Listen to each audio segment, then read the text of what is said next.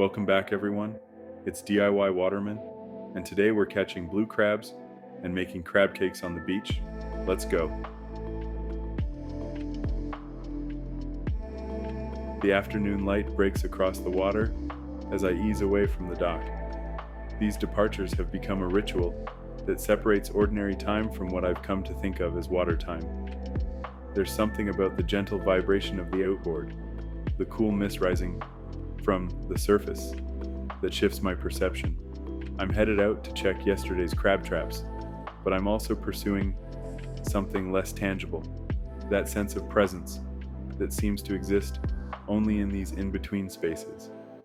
Today's goal is simple: harvest what the water has offered and transform it into a meal that honors both the ingredient and the place it came from.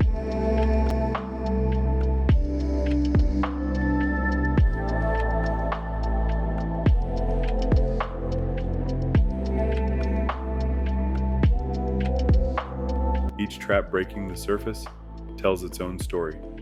Some come up empty, a reminder that nature offers no guarantees.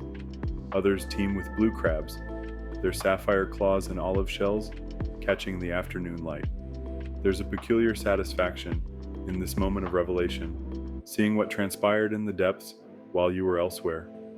Isn't this the essence of patience? Setting something in motion and then stepping away, allowing unseen processes to unfold in their own time.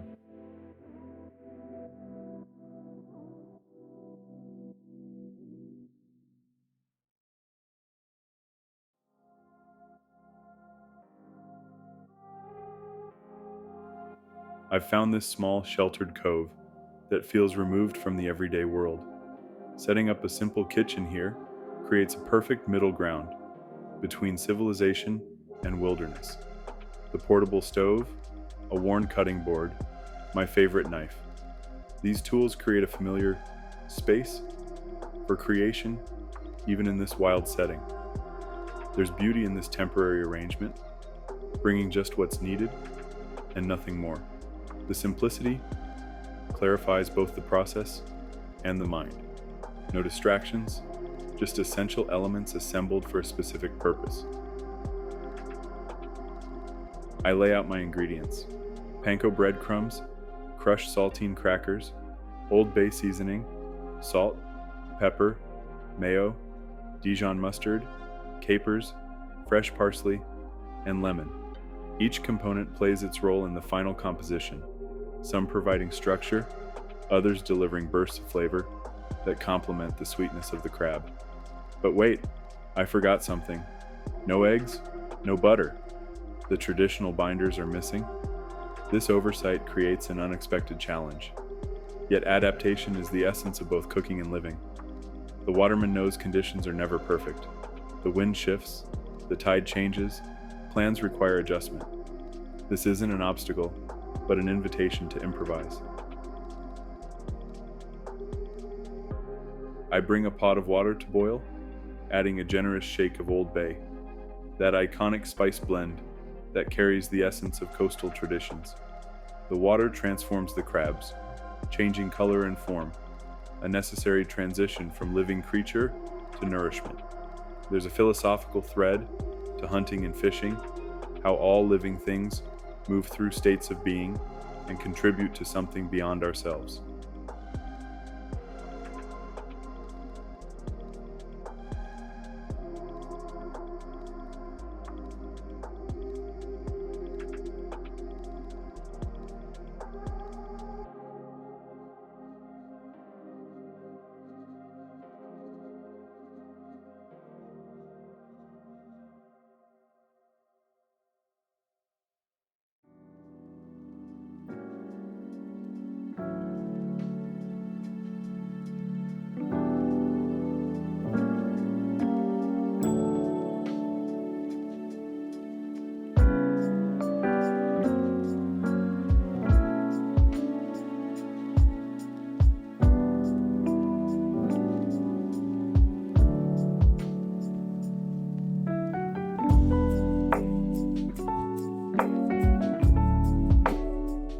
Extracting meat from a crab requires both knowledge and patience. I start with the body, separating the top shell, removing the gills, locating the hidden pockets of sweet knuckle meat. Next, the claws, a gentle crack, then pulling the tender chunks free. This process can't be rushed. Like so many worthwhile things, it demands full attention and care. The reward comes not just in the pile of delicate white meat accumulating in the bowl, but in the satisfaction of skilled work performed well.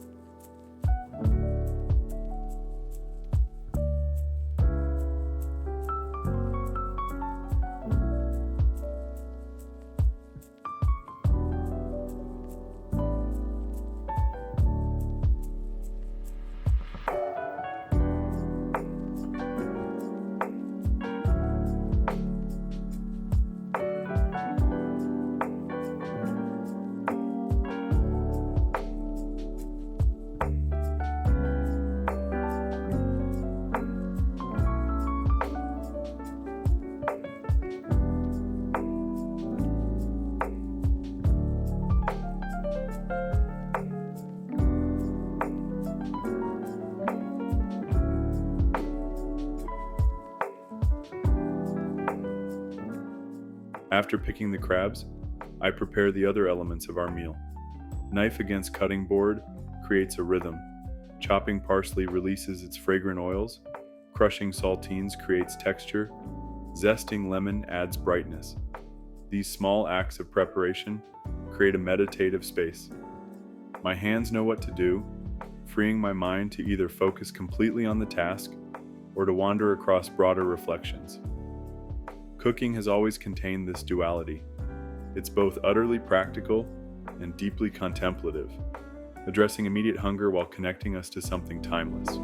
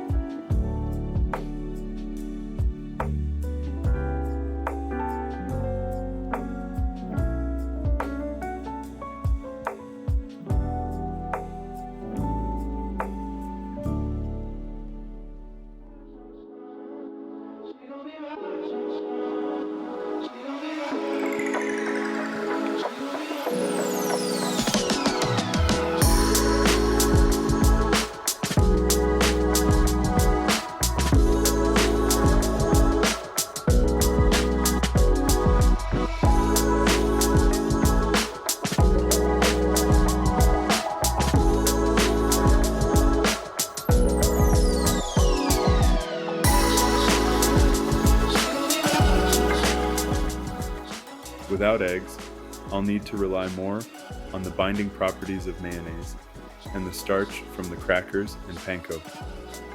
I gently fold the wet ingredients into the crab meat, being careful not to break up those precious lumps. The dry ingredients follow, just enough to hold everything together. There's a lesson here about working with what's available, rather than lamenting what's missing. Often our best creations emerge from these moments of necessary adaptation. I add a final squeeze of lemon juice, adjusting seasoning until it tastes just right. That balance of salt, acid, and the sweet natural flavor of the crab.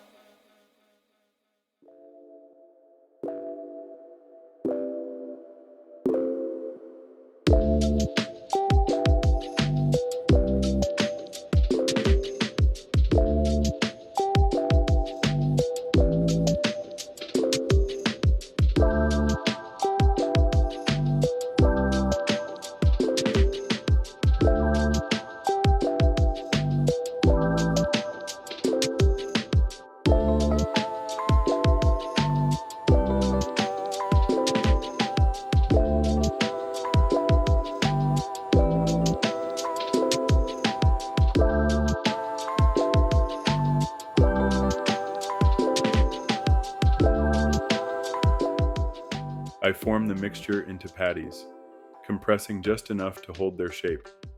The sizzle as they hit the hot pan is one of cooking's most satisfying sounds, the announcement of transformation beginning. Without butter, I'm relying on the non-stick pan, watching carefully as the cakes form a golden crust. This requires presence. Too much heat or inattention would ruin what we've worked so carefully to create. Isn't this true beyond cooking? The most valuable moments often exist at this edge, where our careful tending allows something new to emerge.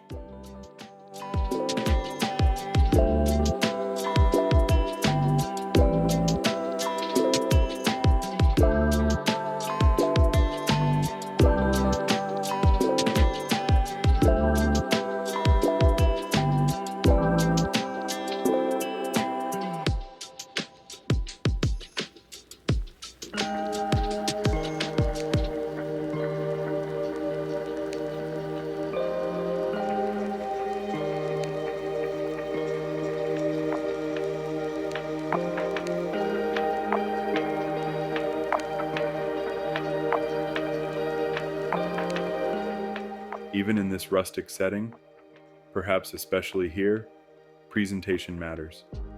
The golden crab cakes centered on the plate, bright cilantro microgreens, adding color and freshness, the yellow flecks of lemon zest, providing both visual appeal and aromatic brightness. This attention to beauty isn't frivolous, but essential. It acknowledges that eating engages all our senses, that aesthetic pleasure is part of nourishment. The care taken in this final step honors both the ingredient and the journey it took to arrive on this plate. I take my plate to the water's edge, letting my feet soak in the same waters these crabs came from. The first bite delivers exactly what I hoped: sweet crab meat, complemented, but not overshadowed by the supporting ingredients. There's something profoundly satisfying about this direct connection. Harvesting food from waters I know, preparing it with my own hands, enjoying it in the very environment it came from. This closing of the circle offers a completeness rarely found in our disconnected modern eating. The waterman understands this isn't just about calories or flavor, but about relationship, with ingredient, with place, with process. As I clean up and leave the beach exactly as I found it, the sun begins its descent. The boat cuts through golden hour light, creating a momentary wake that quickly disappears back into the larger body of water. Today's journey from trap to table reminds me why I'm drawn to this waterman's life, not just for the tangible rewards, but for these moments of connection and clarity. We all need practices that ground us in the essential. For me, it's these blue crab days, feeling the trap line in my hands, extracting sweet meat from shell, transforming simple ingredients into something memorable. The dock appears ahead, marking the transition back to ordinary time. But I carry something of the water's lessons with me: patience, presence, and the quiet satisfaction of direct engagement with the world.